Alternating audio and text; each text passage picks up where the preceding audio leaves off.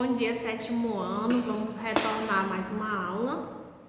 Nossa aula é de geografia, né? Hoje na nossa aula de geografia nós vamos fazer a correção da página 95, para terminar o capítulo, né? Retornar o assunto, certo? Nós fiquemos aonde? Na página 92, né? Nós lemos.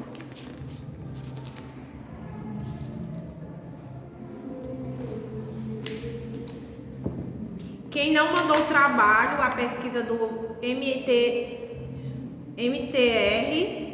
Movimento Trabalhadores Sem Terras, que eu pedi, né?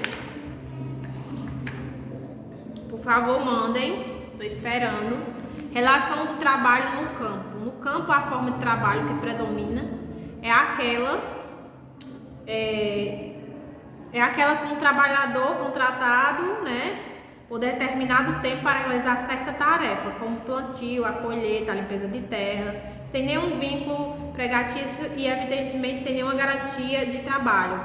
Esses trabalhadores são conhecidos como boias frias. Os funcionários dos latifúndios, encarregados de procurar e contratar esses trabalhadores nas periferias da cidade, é denominada gato. Outras características predominantes do campo é a agrária cultural familiar, praticada por pequenos e médios proprietários, que consta o fundamento com a mão de obra em seus familiares, que é aqueles que plantam para comer, né, para si, ou para vender para pequenos locais da cidade, isso é chamado de agricultura familiar. Mas, no geral, essas famílias trabalham em propriedades alheias, em condições miseráveis, mal conseguem sobreviver. Uma exceção acontece quando esses trabalhadores moram próximo a grandes centros urbanos, pois assim conseguem vender sua produção para redes de supermercado, feiras livres, quando o dono do proprietário não quer ter custos com plantio ou criar gado. Por exemplo, às vezes tem terras ali de um dono mais rico, aí ele empresta aquela terra, né, para essas pequenas pessoas, pequenos e médios, plantarem e colherem essa plantação. Mas as condições são precárias, né, e o custo baixo. Há duas figuras que se encontram constantemente envolvidas nos conflitos pela terra devido à forma de obter a propriedade da terra no Brasil.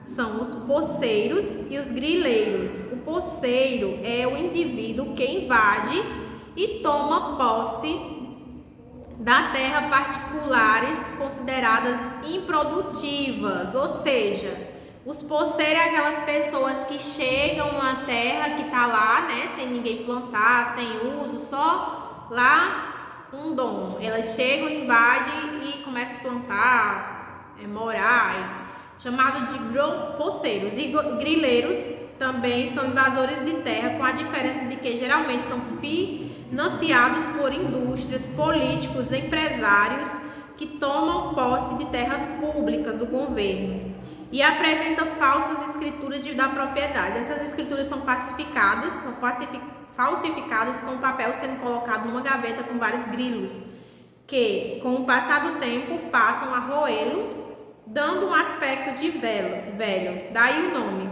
grileiros. Depois esses grileiros passam o pó de café no papel para que pareça antigo e os apresenta às autoridades como originais. Aprofundar para conhecer. Os interesses do agronegócio põem em risco o meio ambiente.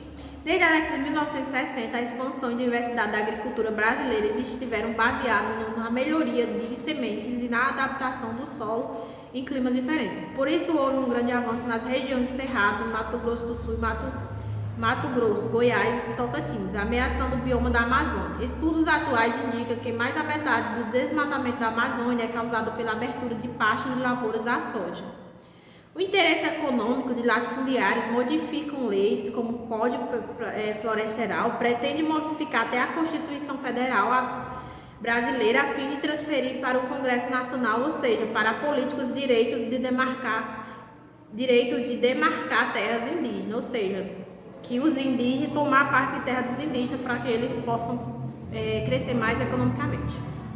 Esses latifundiários estão interessados em aumentar a produção de certos produtos, como a cana-de-açúcar e a soja, tudo porque com o aumento da emissão de gases de efeito estufa, o aquecimento global fica mais evidente e os países desenvolvidos passaram a adotar ações para substituir os combustíveis fósseis, como a gasolina e o querosene, e o óleo diesel, por biocombustível, como o etanol da cana-de-açúcar ou do milho biodiesel, né?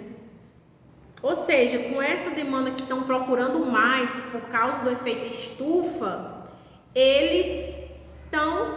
a procura está mais. O que é que eles querem? Mais terra para poder plantar mais, produzir mais e crescer mais economicamente. E nisso eles não estão nem aí com os índios, não. O grande problema é que para aumentar a produção, as plantações de cana-açúcar estão avançando em direção à Amazônia, assim como os rebanhos de gado do agronegócio. E isso é apresentado como modificação da produção. E essa modernização da agropecuária traz consigo uma série de impactos ambientais graves, como a contaminação dos lençóis freáticos e aquíferos pelos agrotóxicos, que é aquela água que fica embaixo da terra, né? Os lençóis freáticos, vocês devem ter estudado nos anos anteriores, né? E a poluição da atmosférica, queimadas e desmatamento causado principalmente pelos pecuaristas para ampliar as passagens para o gado, além da erosão crescente devido ao excesso de utilização de fertilizantes químicos para a recuperação do solo. A natureza cobrará um preço muito alto nesse aumento irresponsável e desenfreado do produto em direção da Amazônia, o aumento da temperatura do planeta que pode pôr a humanidade em risco. Bom, eu vou fazer a correção oral e vocês acompanhem. Caso eu falar muito rápido, vocês dão uma pausa e corrigem. É importante corrigir, gente.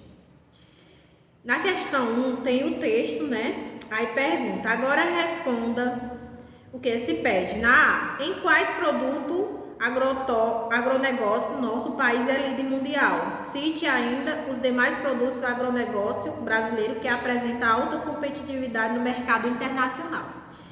Café, laranja, cana-de-açúcar. Esses são os três que estão em alta.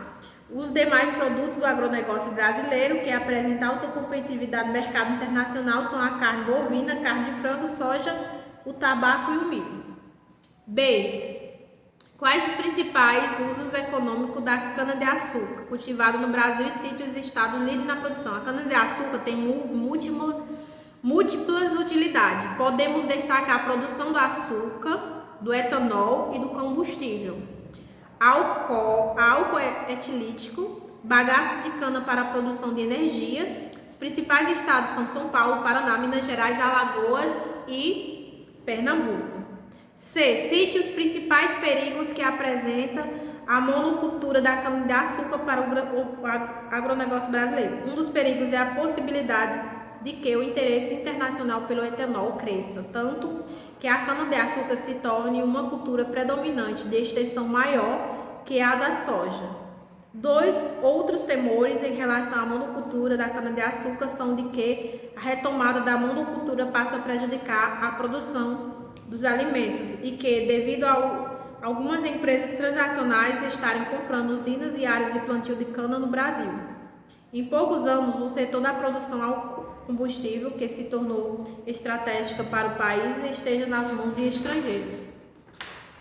Bom, agora vocês vão ler as outras questões, responder e mandem para mim a foto. Por favor, quem está em casa, os online, mande a atividade, porque eu só poderei dar a presença com a atividade.